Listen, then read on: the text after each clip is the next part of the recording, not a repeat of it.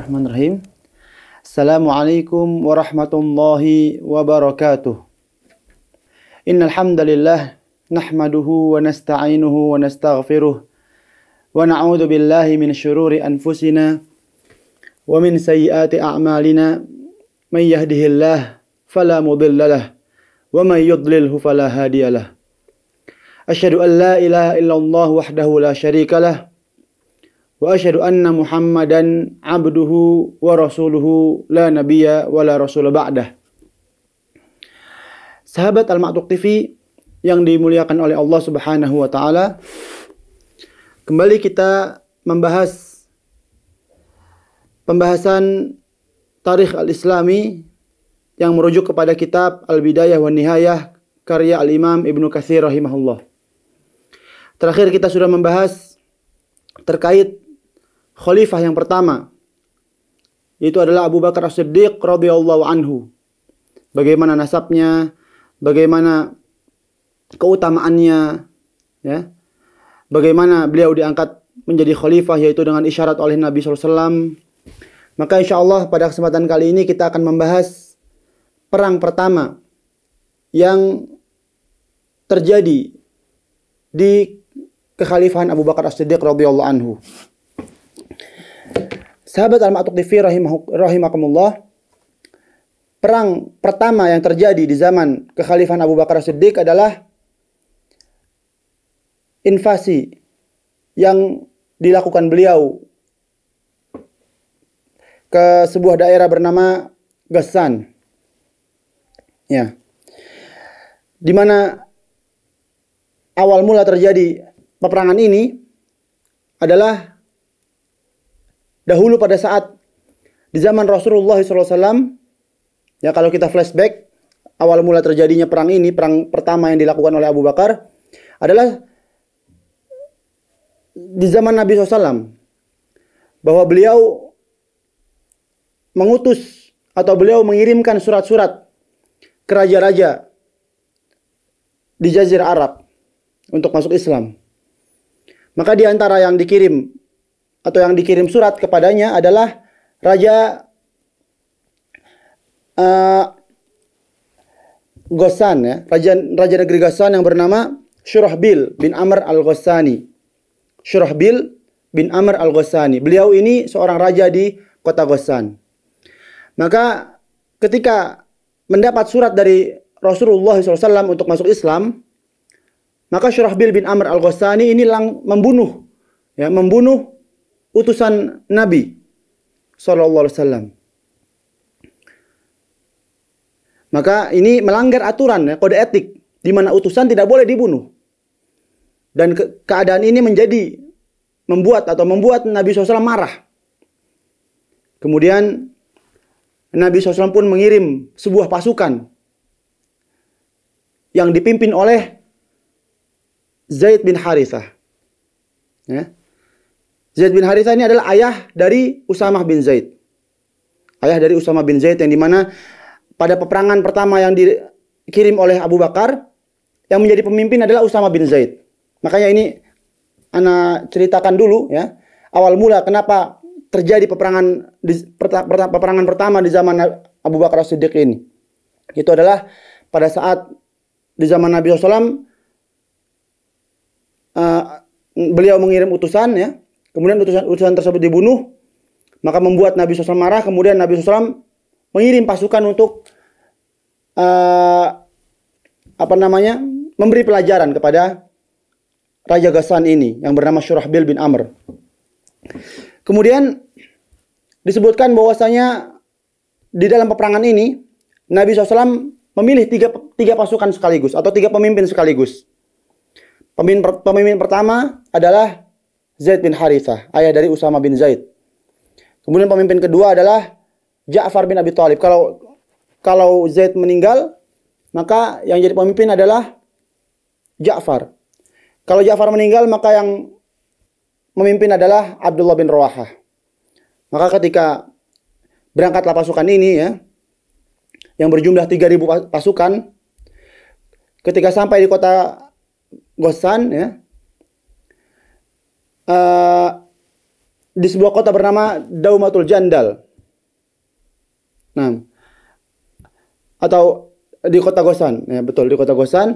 Maka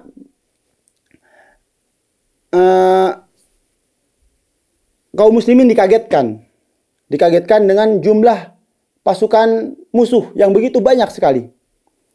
Karena pasukan musuh ini, ya, kabilah Ghassan ini adalah kabilah Arab, namun dia afiliasinya kepada Romawi. Dia berada di kekuasaan Romawi dan dia tunduk dengan pasukan Romawi. Karena sebagaimana yang kita ketahui, ya, dahulu ada dua imperium besar, yaitu Imperium Romawi dan Persia. Imperium Romawi dan Persia. Adapun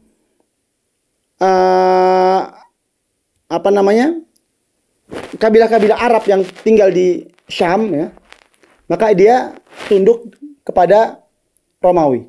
Dan kabilah-kabilah Arab yang berada di Irak, maka dia tunduk kepada Imperium Persia. Nah ini Nabi SAW mengirim pasukan ke Ghassan, di mana Ghassan ini kabilah Arab yang berada di Syam. Berarti dia tunduk kepada Romawi. Dan pada peperangan ini,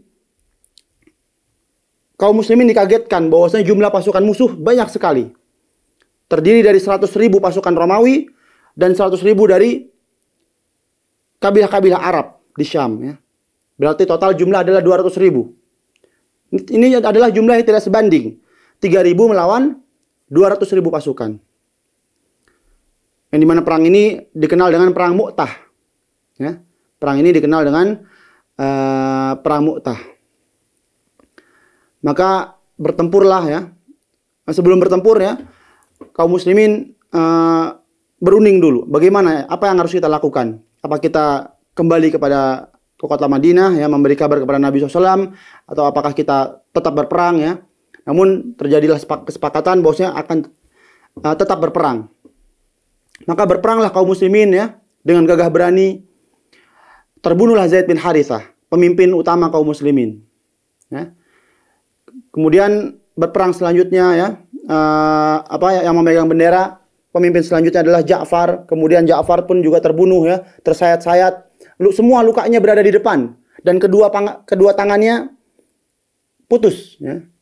Dan dikatakan oleh Nabi SAW, Allah menggantikan kedua tangan Ja'far dengan 2 sayap di surga. Ini keutamaan Ja'far bin Abi Thalib. Kemudian ketika Ja'far meninggal, ya, mati syahid, digantikan oleh pemimpin ketiga yaitu Abdullah bin Rawahah. Dan Abdullah bin Rawahah pun juga meninggal dunia, ya. Itu singkat cerita, ya. Kemudian disitulah pada perang Mu'tah inilah, ya. Ini perang terjadi pada tahun 8 Hijriah. Pada perang Mu'tah inilah sosok Khalid muncul, ya. Sosok Khalid muncul karena pada saat itu Khalid bin Walid baru masuk Islam. Ya, baru masuk Islam, kemudian beliau ikut perang Mu'tah, ya, di barisan kaum muslimin. Ketika tiga pemimpin kaum muslimin ini meninggal dunia, maka Khalid pun dipilih untuk menggantikan pemimpin tersebut, yaitu menggantikan Abdullah bin Rawahah. Maka ketika Khalid memimpin, Khalid pun berhasil, ya, dengan kecerdasan beliau, ya, dengan kepandaian beliau di dalam berstrategi, ya, siasat perang, beliau mampu membuat pasukan Romawi ketakutan, ya, dengan strategi yang dikenang oleh sejarah dunia. Seluruh sejarah dunia mengakui kehebatan Khalid. Di mana pasukan sayap kanan dipindah ke sayap kiri dipindah ke sayap kanan, ya. Kemudian pasukan belakang membuat memukul-mukul tanah sehingga terjadi seakan-akan ada pasukan bantuan, ya. Kemudian sedikit demi sedikit pasukan Khalid mundur, kemudian berhasil meloloskan diri menuju Madinah. Maka perang Mu'tah ini tidak dikatakan kaum muslimin kalah, ya. Karena pada saat Khalid menerapkan strategi ini, ya, orang-orang Romawi tidak berani mengejar kaum muslimin. Karena dikira ada pasukan bantuan. Makanya orang-orang Romawi tidak berhasil atau tidak berani, ya, mengejar kaum muslimin. Dan pasukan Khalid pun berhasil mundur ke kota Madinah. Perang ini terjadi pada tahun ke-8 Hijriah. Dikenal dengan perang Mu'tah. Ini kita sedikit flashback, ya. Maka, ya, ikhwas sekalian rahimani wa rahimakumullah, sebelum Rasulullah SAW wafat, ya, kita ketahui bahwasanya Nabi SAW wafat tahun ke-11 Hijriah. Tahun ke-11 Hijriah, bulan Rabiul Awal.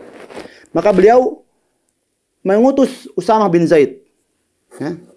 Ini disebutkan beberapa hari sebelum beliau meninggal.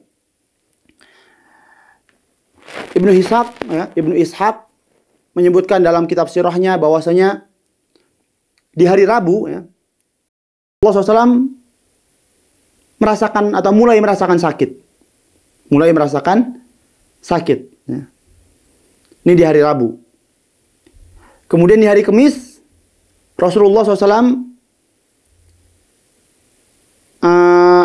mengutus atau mengirimkan pasukan Usamah bin Zaid. Ya. Beliau menunjuk Usamah bin Zaid untuk memimpin pasukan, ya, menuju Ghassan tadi. Kata Nabi SAW, Ughzu fi sabilillah wasir ila maudhi' maqtali abika. Berperanglah engkau wahai Usamah, ya, di jalan Allah. Dan jalanlah menuju tempat terbunuhnya ayahmu.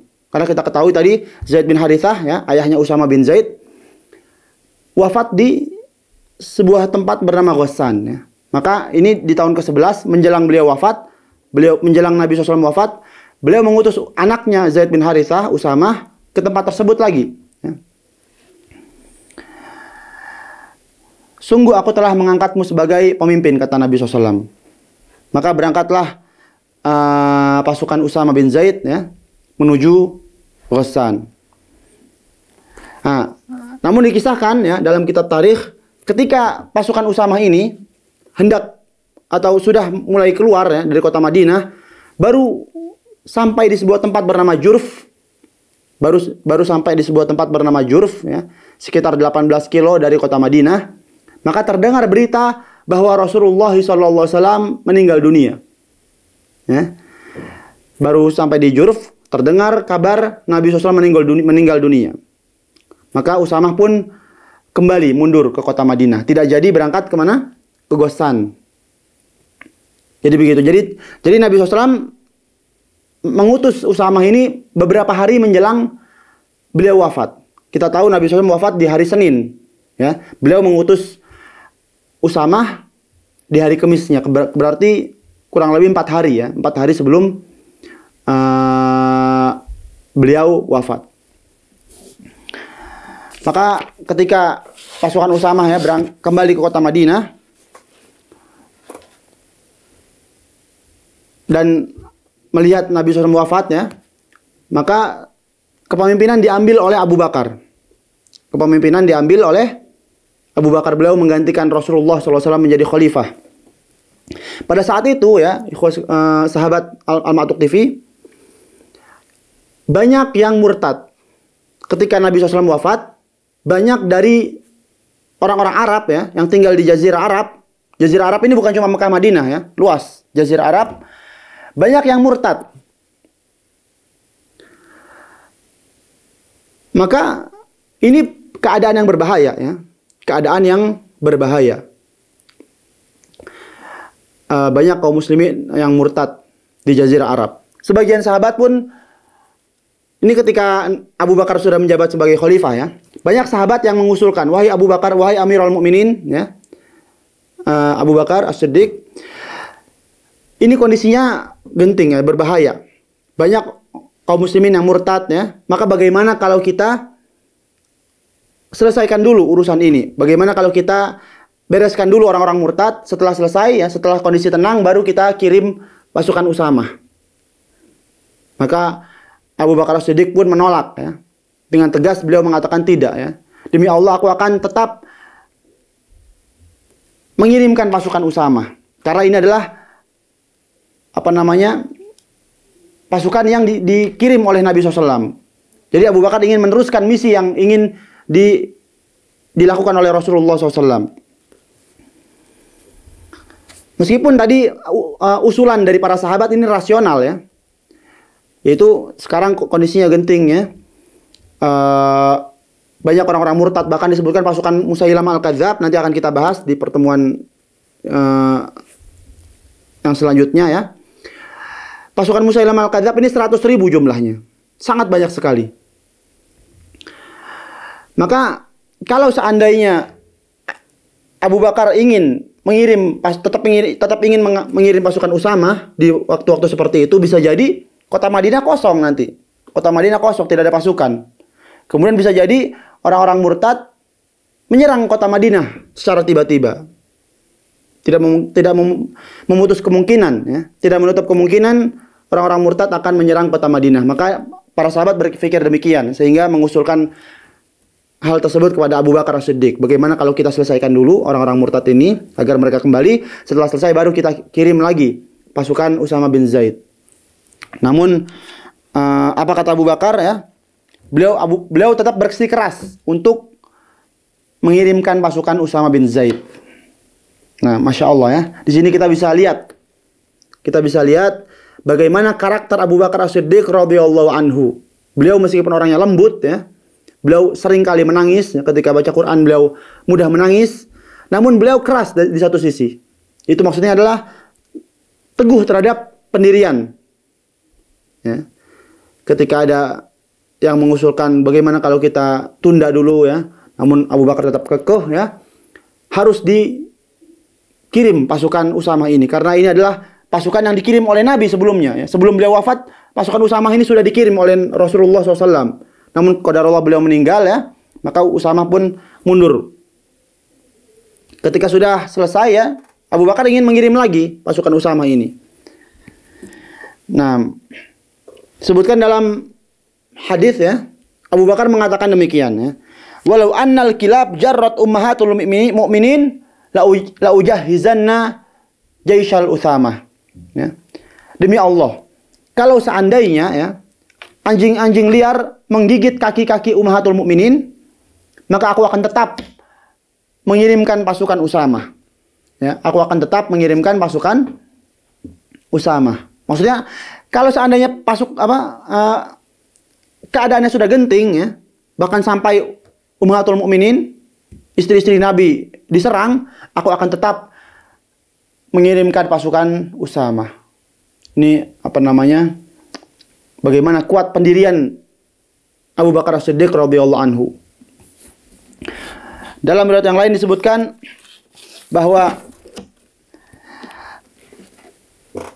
ada seorang berkata kepada Abu Bakar ya, "Ya Rasul, wahai Amirul Mukminin, sesungguhnya mayoritas bangsa Arab sudah murtad. Ya, sudah bersiap-siap menyerang kota Madinah.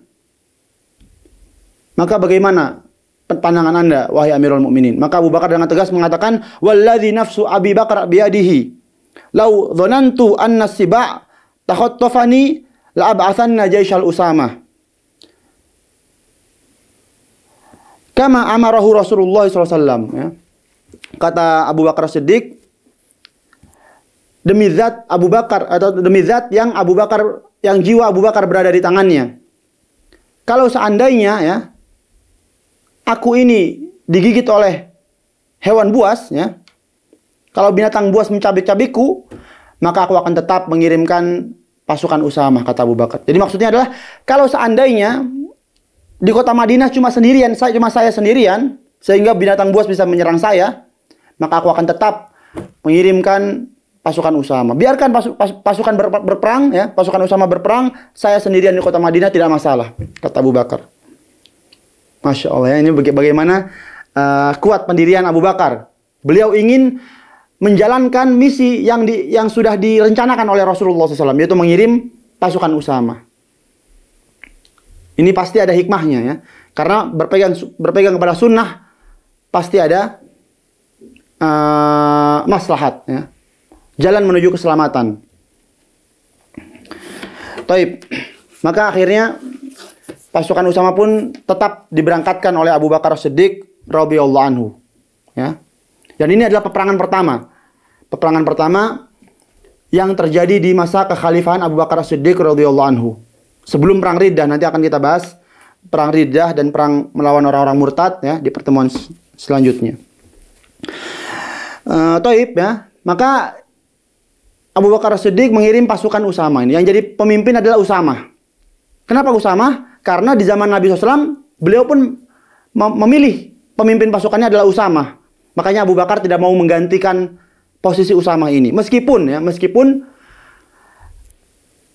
di pasukan Usama ini terdapat sahabat-sahabat senior. Ya, bahkan yang lebih senior daripada Usama. Ya, Usama ini menjadi pemimpin, disebutkan oleh dalam kitab tarikh, usianya baru 18 tahun atau sekitar 18 sampai 20 tahun. Masih muda ya. Masih muda namun sudah menjadi apa? Pemimpin pasukan, pemimpin jenderal ya. Jenderal utama pasukan. Di bawah pasukannya ada Umar bin Khattab ya. Ada sahabat-sahabat senior yang bahkan mungkin usianya sama dengan usia Nabi sallallahu alaihi wasallam. Disebutkan dalam kisah ya bahwa Usama bin Zaid ini ya, ketika ingin berangkat, ini sebelum berangkat ya, ketika ingin berangkat, maka Usama bin Zaid ini melobi Umar. Melobi siapa? Melobi Umar. Wahai Umar, bagaimana kalau engkau katakan ya kepada Abu Bakar bahwasanya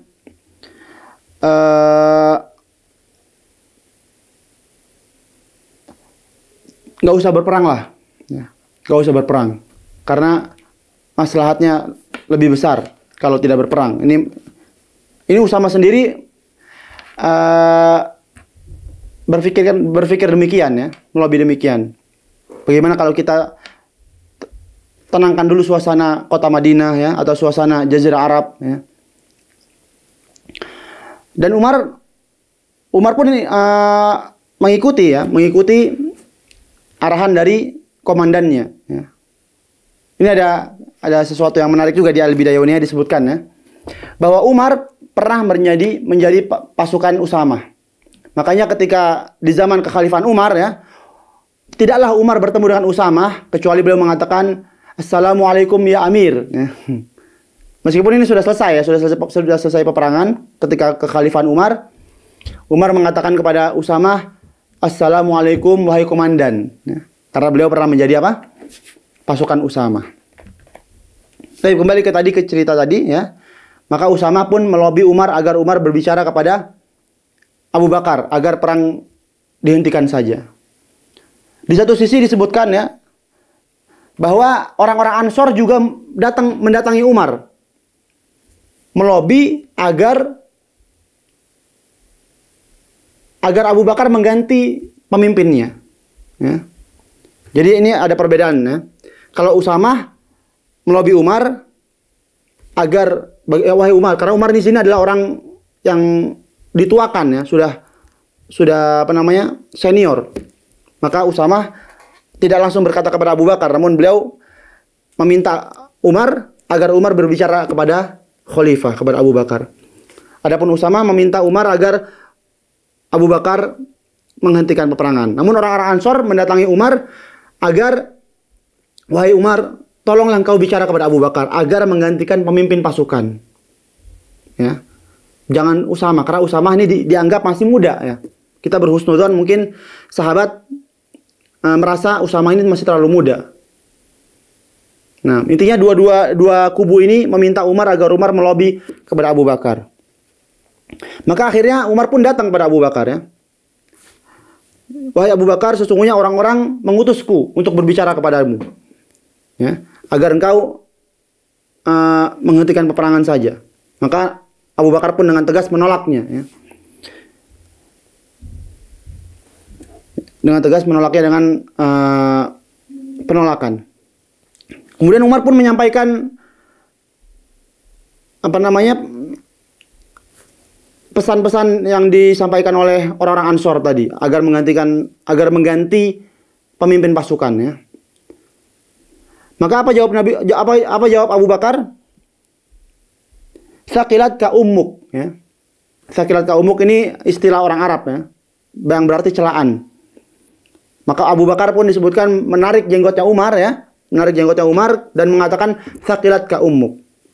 Ya. Wahai Ibnu Khattab ya, tidak layak bagimu meminta kepadaku untuk mengganti pemimpin yang telah ditunjuk oleh Rasulullah SAW. Ini jawaban Abu Bakar ya. Jadi ketika Umar melaksanakan apa yang diminta oleh orang-orang Ansor ya, oleh pasukan-pasukan Usamah, maka Abu Bakar pun marah. Dan beliau menarik jenggotnya Umar dan mengatakan, wahai Umar, wahai Ibnu Khattab, tidak layak bagiku ya mengganti pemimpin yang telah ditunjuk oleh Rasulullah SAW. Nah,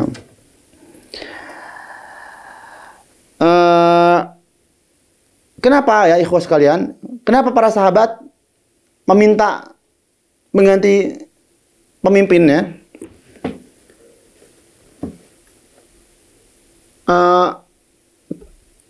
Ada dua kemungkinan ya. Ada dua kemungkinan. Yang pertama adalah karena Usamah ini masih muda ya. Dan ini husnudzon kita ya. Hendaknya kita berhusnudzon. Jadi para sahabat memilih untuk diganti karena Usamah ini masih terlalu muda. Adapun yang kedua ya, sebab kedua ya, bisa jadi karena Usamah ini memang dia kalau dari segi nasab kurang ya. Karena Usamah ini anaknya Zaid bin Harithah. Zaid bin Harithah ini mantan budak Rasulullah SAW. Makanya ketika ini di zaman Nabi ya, Nabi SAW menunjuk Usamah menjadi pemimpin pasukan, maka sebagian sahabat tidak suka dengan kepemimpinan Usamah. Maka apa jawab Nabi SAW? Innakum tut'inuna imaratihi kama tut'inuna imarat abihi. Sesungguhnya kalian wahai sahabatku mencela kepemimpinan Usamah sebagaimana dahulu kalian mencela kepemimpinan ayahnya. Jadi pada saat di perang Mu'tah pun sama ya. Pada saat perang Mu'tah tadi banyak para sahabat yang tidak setuju Zaid bin Harithah menjadi pemimpin. Namun karena ini perintah dari Nabi SAW, maka dilaksanakan ya. Kalian ini mencela kepemimpinan Usamah sebagaimana dahulu kalian mencela kepemimpinan ayahnya. Demi Allah, dia berhak menjadi pemimpin, kata Rasulullah SAW. Ya. Maka ini diantara sebab kedua. Karena Usamah ini memang anak dari budak. Dan dia pun berkulit hitam. Karena Zaid bin Harithah ya, ayahnya Usamah menikah dengan Ummu Aiman. Ummu Aiman ini seorang dari wanita Habasyah ya. Wanita Habasyiyah. Jadi seorang wanita yang berasal dari Habasyah. Kemudian anaknya Usamah pun juga berkulit hitam. Anaknya pun juga berkulit hitam. Maka ini mungkin diantara sebab yang menjadikan para sahabat merasa tidak sreg kenapa yang dijadikan pemimpin adalah Usamah. Namun kita berhusnudzon ya, lagi-lagi kita mengedepankan husnudzon, bisa jadi karena para sahabat menganggap Usamah ini masih terlalu muda. Usianya baru 18 tahun atau 20 tahun. Sekitar 18 sampai 20 tahun. Dan masih banyak para sahabat-sahabat senior lainnya yang lebih berhak untuk menjadi pemimpin ya. Jadi itu sedikit kisah tentang pasukan Usamah ya.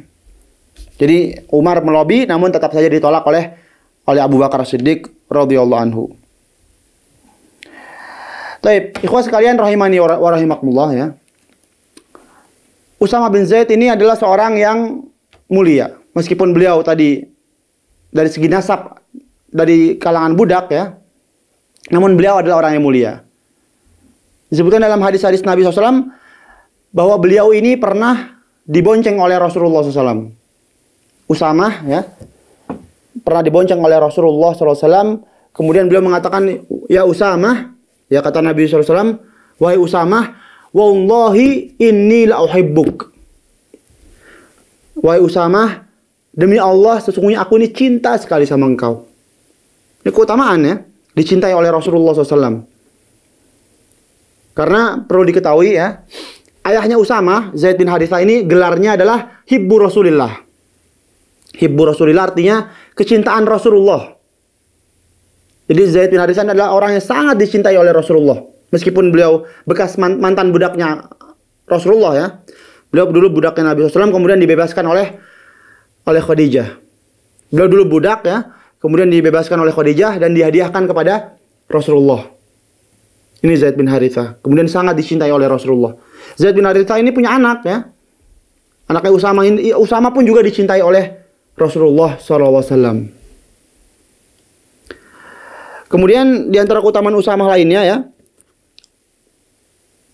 suatu hari Rasulullah SAW pernah diberi hadiah sebuah pakaian ya. Pakaian yang sangat indah. Disebutkan pakaian tersebut adalah pakaian raja. Raja yang bernama Dzi Yazan ya. Dzi Yazan. Ini raja dari kota Yaman. Atau bukan kota Yaman ya, negeri Yaman kalau zaman dulu negeri. Raja dari negeri Yaman. Kemudian pakaian tersebut ya dijual di apa namanya? Di pasar-pasar lelang tersebut, pasar-pasar lelang ya, dilelang. Maka Hakim bin Hizam membelinya dengan harga 50 dinar. 50 dinar ini cukup banyak ya. Satu dinar adalah 4/4 gram emas. Satu dinar adalah 4/4 gram emas. Berarti kurang lebih 4 juta ya, satu dinar 4 juta. Maka 50 dinar sama dengan 200 juta ya. Iya, 200 juta. Ini pakaian raja ini 200 juta. Dibeli oleh Hakim bin Hizam. Kemudian Hakim bin Hizam menghadiahkannya kepada Rasulullah SAW. Ya. Ini yang berarti Hakim bin Hizam ya. Demi Allah, ketika Nabi SAW menggunakannya ya, memakainya saat khutbah, tidak ada orang yang lebih indah daripada beliau. Beliau sangat indah sekali ketika menggunakan baju tersebut. Namun dikisahkan bahwasanya Rasulullah SAW menghadiahkan pakaian tersebut kepada Usama. Ya. Usama ini orangnya hitam ya. Ya, radhiyallahu anhu. Beliau orangnya hitam, kemudian beliau diberikan pakaian Rasulullah SAW ini. Maka kemudian, oh ya, ini kisahnya setelah beliau wafat ya. Setelah Nabi SAW wafat. Jadi pakaiannya dihadiahkan kepada Usama ya. Kemudian suatu hari Usama sedang memakai pakaian tersebut, ketemu dengan Hakim bin Hizam ya. Hakim bin Hizam kaget. Wahai Usama, ini bukannya pakaiannya yang dulu aku hadiahkan kepada Rasulullah? Kemudian kata Usama, iya betul ya. Dengan PD-nya ya. Naam ya, betul. Itu adalah pakaian Rasulullah SAW. Sekarang dihadiahkan kepada saya. Ini jadi pakaian saya, kata siapa? Oh ya, Hakim bin Hizam ini orang kafir ya. Hakim bin Hizam apa namanya? Sepupu Khadijah, namun dia kafir. Kemudian dia sedikit mengejek Usama, engkau tidak pantas menggunakan pakaian itu ya, kata Hakim bin Hizam. Maka kata Usama, wallahi inni la afdalu minka wa abi afdalu min abika. Demi Allah ya, wahai Hakim, aku ini lebih utama daripada kamu dan ayahku lebih utama daripada ayahmu. Buat apa engkau hina aku ya? Maka ketika mendengar hal tersebut, Hakim bin Hizam pun langsung terdiam ya. Karena Usama bin Zaid memang lebih utama daripada Hakim bin Hizam. Tapi kita lanjutkan ya. Itu sedikit tadi tentang keutamaan tentang keutamaan Usama bin Zaid ya. Sebenarnya masih banyak keutamaan Usama bin Zaid ya, yang disebutkan dalam hadis-hadis. Di antaranya adalah kisah Fatimah binti Qais ya. Jadi ada seorang sahabiat bernama Fatimah binti Qais. Kemudian beliau berkata kepada Nabi SAW, ya Rasulullah, aku ini dilamar oleh dua orang ya, oleh Abu Jaham wa Muawiyah ya. Aku dilamar oleh dua orang, Muawiyah sama Abu Jaham. Ini dua sahabat ini sahabat hebat. Sahabat yang terpandang lah ya, yang terpandang. Dia melamarku ya Rasulullah. Maka bagaimana menurut Anda ya Rasulullah, kata Fatimah binti Qais. Maka apa jawab Nabi SAW? Adapun Abu Jaham ya, maka dia suka bawa tongkat. Maksudnya adalah dia suka mukul. Dia baik orangnya, namun dia kekurangannya suka mukul. Adapun Muawiyah maka dia miskin. maka menikahlah dengan Usama bin Zaid. Jadi direkomendasikan oleh Rasulullah SAW Usama bin Zaid ini. Jadi Usama bin Zaid adalah sosok yang direkomendasikan oleh Rasulullah SAW. Nah, ini keutamaan lagi ya. Baik, kemudian ikhwas sekalian, rahimani wa rahimakumullah ya. Di antara keutamaan atau di antara kisah yang menarik ya, yang ada pada pengiriman pasukan Usama bin Zaid ini, bahwa ketika Abu Bakar mengutus Usama bin Zaid ya, maka Abu Bakar ini dia tawadhu ya. Abu Bakar dia orangnya tawadhu. Bagaimana kisahnya ya? Disebutkan ketika beliau mengantar Usama bin Zaid ya untuk keluar dari kota Madinah, maka Usama bin Zaid berada di kuda, berada di atas kuda. Adapun Abu Bakar dia berjalan kaki. Dia berjalan kaki ya. Masya Allah. Nah, beliau berada di atas kuda dan Abu Bakar berada di berjalan ya, tanpa menggunakan kuda. Maka Usama bin Zaid ini tidak nyaman dengan perasaan tersebut. Kata beliau, "Ya Abu Bakrin, ya, atau ya Amirul Mukminin, imma an tarkab wa imma an anzil." Wahai Abu Bakar, engkau yang naik kuda ya, atau saya yang turun. Maka kata Abu Bakar, "Wallahi, engkau jangan turun dan engkau tidak perlu turun ya, dan aku tidak perlu naik." Jadi intinya Abu Bakar tidak mau naik. Ini bentuk ketawaduan ya. Karena meskipun jenderal ya, setinggi apapun pangkat jenderal, ketika melihat ada presiden di bawah ya, maka dia akan nggak enak ya. Maka ini yang dilakukan oleh Usama. Ketika Usama hendak berperang ya, beliau di atas kuda, Abu Bakar ini mempersilahkan Usama untuk tetap berada di atas kudanya. Ini bentuk ketawaduan. Nah, ini bentuk ketawaduan ya, yang disebutkan dalam kitab Al-Bidayah wan Nihayah. Kemudian juga di antara bentuk ketawaduan Abu Bakar ya, yang disebutkan oleh Ibnu Katsir, bahwasanya disebutkan Abu Bakar ini, tadi sudah disebutkan bahwasanya Umar ini ya, Umar bin Khattab masuk dalam daftar pasukannya Usama. Ya. Umar bin Khattab masuk dalam daftar pasukannya Usama. Maka Abu Bakar ini butuh kepada Umar untuk mengurus kota Madinah. Ya. Jadi kota Madinah butuh orang-orang yang bisa mengurus kota Madinah. Maka Abu Bakar butuh Umar. Disebutkan Abu Bakar ini datang kepada Usama dan minta izin. Minta izin untuk agar Umar dinonaktifkan ya, di dalam peperangan. Atau minta agar Umar dibebas tugaskan. Minta agar Umar dibebas tugaskan. Kemudian diizinkan ya. Namun yang jadi perhatian di sini adalah bagaimana Abu Bakar, meskipun dia adalah khalifah, pemimpin tertinggi kaum muslimin ya, namun beliau tidak semena-mena.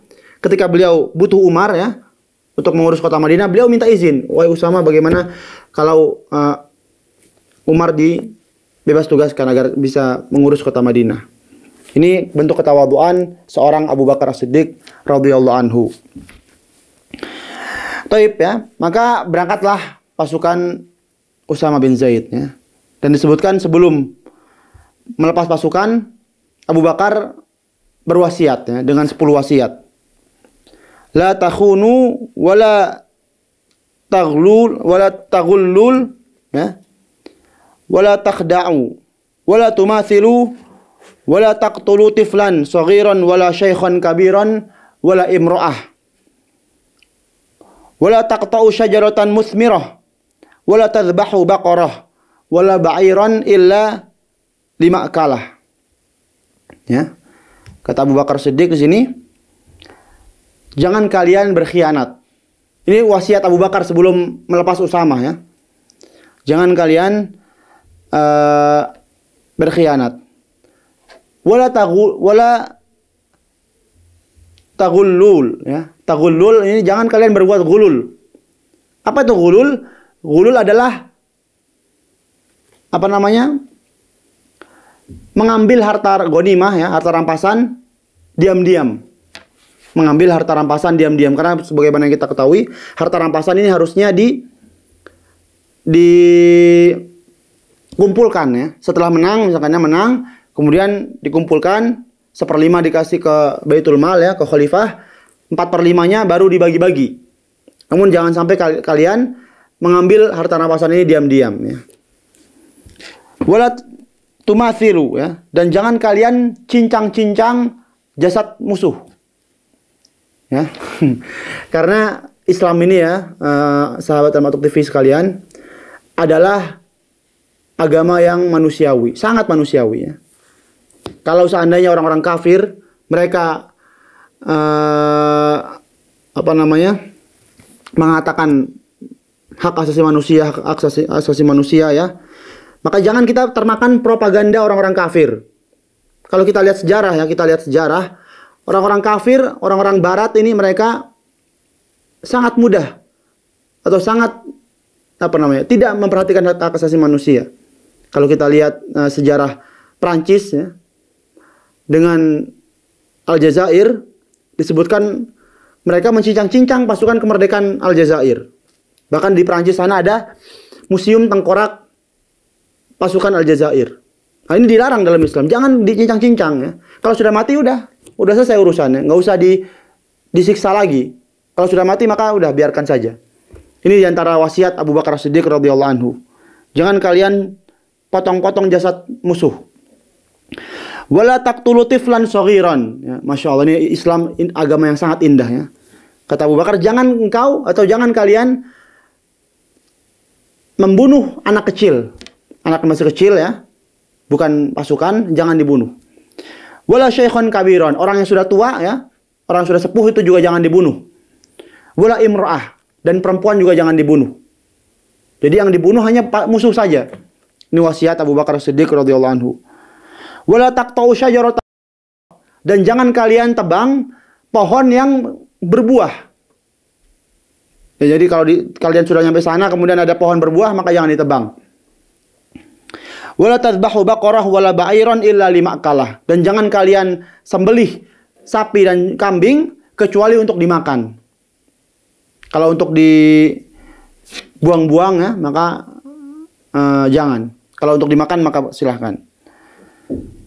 Kemudian wasiat terakhir beliau, kalau kalian bertemu dengan pendeta, ya, karena perlu kita ketahui orang-orang Arab yang berada di Syam, ya, ini mereka beragama Nasrani. Mereka beragama Nasrani. Jadi orang-orang Arab ini ada yang tersebar di Irak, ada yang tersebar di Syam. Yang di Syam ini mereka beragama Nasrani, ya. Maka kata Abu Bakar As-Siddiq, kalau kalian bertemu dengan pendeta-pendeta, ya, maka jangan kalian bunuh. Biarkan saja. Biarkan saja, ada pendeta-pendeta, maka biarkan saja. Jangan diperangi. Ini diantara wasiat Abu Bakar As-Siddiq radhiyallahu anhu. Maka setelah itu Abu Bakar pun melepas pasukan Usama bin Zaid, ya. Dilepaslah pasukan Usama bin Zaid menuju ke utara, ya, utara kota Madinah. Utara kota Madinah, kemudian berangkatlah pasukan Usama ke sebuah tempat, ya, bernama Bani Qudo'ah, atau nama tempatnya Dzu Marwah, ya. Itu tempatnya Bani Qudo'ah. Nama tempatnya adalah Dzu Marwah. Kurang lebih 180 km dari kota Madinah. Kemudian Usama pun di sana tidak lama, ya. Kemudian bertolak lagi ke negeri Abil.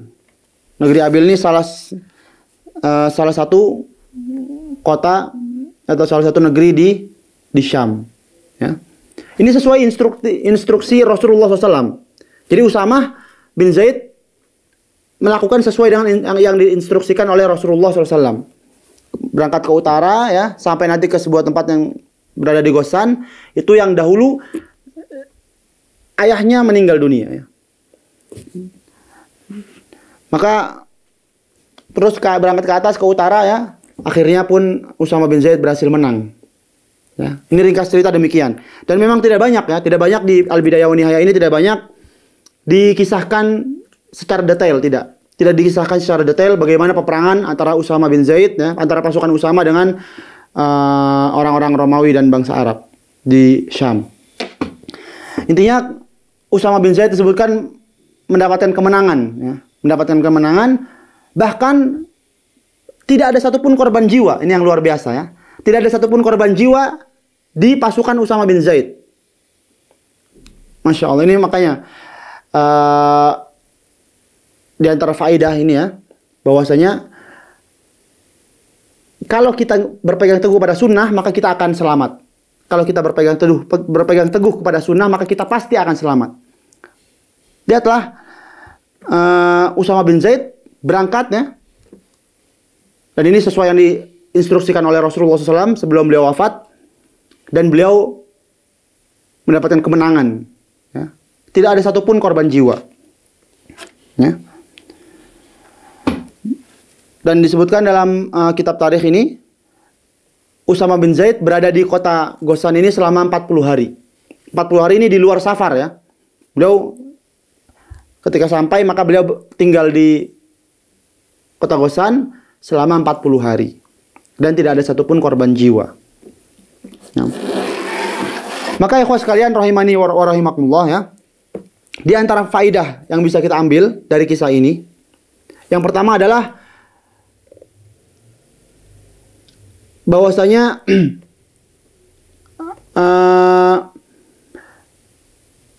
kaum muslimin, ya,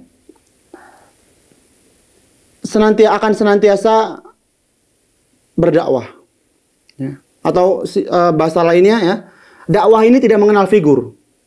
Dakwah ini tidak mengenal figur. Kalau seandainya dakwah Islam, ya, hanya dengan figur Rasulullah saja, sallallahu alaihi wasallam, maka ketika Nabi SAW wafat, tidak ada lagi dakwah. Namun ketika Rasulullah SAW wafat, maka diteruskan dakwah tersebut dengan Abu Bakar As-Siddiq, ya, dan juga kaum muslimin yang lainnya. Ini menunjukkan dakwah ini tidak mengenal figur. Ini faedah yang bisa kita ambil dari kisah ini, ya.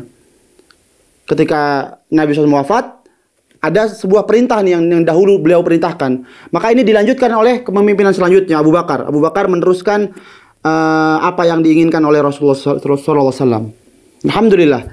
Disebutkan pasukan Usama ini menang. Ya, pasukan Usama ini menang dengan kemenangan yang gemilang, membawa harta ghanimah yang begitu banyak. Ya. Kemudian di antara hikmah juga, ya, di antara faidah kisah ini, mental orang-orang murtad menjadi ciut. Ya. Mental orang-orang murtad menjadi ciut ketika melihat pasukan Usama ternyata menang. Ya. Luar biasa ini. Ya, awalnya pasukan murtad dengan sombongnya dia berniat untuk menyerang kota Madinah. Ya. Ketika melihat ternyata pasukan Usama berhasil menang, menangnya lawan orang-orang Romawi yang besar-besar, ya, maka dia pun berpikir dua kali. Ini pasukan yang dikirim saja bisa menang, ya, melawan orang Romawi, bagaimana lagi pasukan yang berada di kota Madinah? Pasti lebih hebat lagi. Maka hal ini menjadikan orang-orang murtad berpikir dua kali untuk menyerang kota Madinah, dan akhirnya mereka tidak jadi menyerang kota Madinah. Ini faedah kedua, ya. Faedah ketiga, ya, yang bisa kita ambil dari kisah ini, sesuatu yang berputar dalam kehidupan ini, ya, sesuatu yang berputar, ya, dalam kehidupan ini adalah hal yang wajar. Kita lihat, ikhwas sekalian, di zaman ketika Rasulullah SAW masih hidup, ya, tahun 8 Hijriah, Fathul Mekah, maka Allah berfirman, "Idza jaa nasrullahi wal fath wa ra'aitan nasa yadkhuluna fi dinillahi afwaja fasabbih bihamdi rabbika wastaghfir innahu kana tawwaba." Yang artinya, ya, ketika datang pertolongan Allah, ya, wal fath, dan kemenangan, ya. Ini wa ra'aitan nasa yadkhuluna fi dinillahi afwaja, dan kalian melihat manusia berbondong-bondong masuk Islam. Ini pada Fathul Mekah pada tahun 8 Hijriah, orang-orang dari kabilah Arab, ya, berbondong-bondong masuk Islam. Nah, ini jadi lagi naik nih Islam. Kemudian ketika Nabi SAW wafat, banyak yang murtad, ya. Banyak yang keluar lagi masuk Islam, turun lagi. Kemudian ketika tadi pasukan Usama menang, maka banyak orang-orang murtad yang kembali lagi masuk Islam ya. Ini menunjukkan perubahan dalam kehidupan ini adalah hal yang wajar. Karena Allah berfirman, "Wa tilkal ayyamu nudawiluha bainan nas." Dan begitulah ya, masa itu diputar oleh Allah, diputar oleh Allah. Terkadang orang berada di atas, terkadang orang berada di bawah. Itu hal yang wajar. Jadi jangan kita heran. Kalau sebagai contoh ya, sebagai contoh dulu ya pada tahun 90-an atau 1900-an ya, bukan 90-an. Pada tahun abad ke-20 ada dua blok ya. Ada blok barat dan blok timur. Blok barat ini dikuasai oleh Amerika. Dan blok timur dikuasai oleh Uni Soviet ya. Sekarang mana ya? Sekarang Uni Soviet sudah hancur ya. Uni Soviet sudah hancur. Dan blok barat ya, Amerika sudah mulai runtuh ya. Sudah pamornya sudah tidak seperti dulu ya. Sudah ada yang menggantikannya yaitu Cina. Maka ini hal yang wajar, berputar demikian, berputar wajar. Jadi tidak heran. Tidak perlu kita heran ya. Dulunya kaum muslimin tidak ada yang beriman, bahkan sebelum Fathul Mekah ya, tidak ada yang beriman sama sekali. Ketika awal mula Nabi SAW diutus, tidak ada yang beriman. Kemudian ketika Fathul Mekah, orang-orang berbondong-bondong masuk Islam. Ketika Nabi SAW wafat, pada murtad, ya, pada balik lagi kepada kekufuran. Ketika pasukan Usama bin Zaid menang, maka kaum muslimin pun alhamdulillah kembali banyak ya, kembali banyak yang masuk Islam. Kemudian di antara faedah yang selanjutnya adalah bahwasanya tadi sudah disebutkan ya, barang siapa yang berpegang teguh kepada sunnah maka dia akan selamat, dia akan mendapatkan maslahat di dunia dan di akhirat. Kemudian faedah yang selanjutnya, bagaimana kekuatan atau bagaimana kuatnya Abu Bakar di dalam pendirian ya, kuat pendirian Abu Bakar. Dan ini terlihat dari dua hal ya. Pada saat Abu Bakar diminta untuk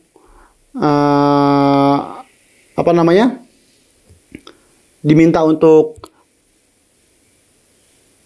menunda pasukan Usama bin Zaid, pengiriman pasukan Usama bin Zaid, maka Abu Bakar menolak.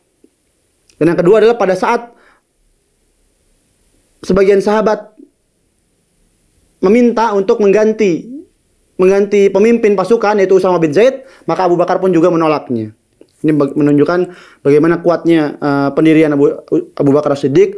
Beliau ambisi beliau adalah bagaimana mengikuti isyarat dari instruksi dari Rasulullah SAW. Apa yang diinstruksikan oleh Rasulullah, maka itulah yang harus dilakukan ya. Ini di antara faedah dari kisah ini. Wallahu a'lam bishawab. Insyaallah pada kesempatan selanjutnya kita akan bahas perang yang selanjutnya, yaitu perang Riddah ya. Dan perang pertama di masa kekhalifahan Abu Bakar adalah perang pengiriman pasukan Usama bin Zaid ini. Wallahu a'lam bishawab. Mungkin ini saja yang bisa disampaikan. Kurang lebihnya mohon maaf. Kita tutup dengan kafar majlis. Subhanakallahumma wa bihamdika asyhadu an la ilaha illa anta astaghfiruka wa atubu ilaik. Wassalamualaikum warahmatullahi wabarakatuh.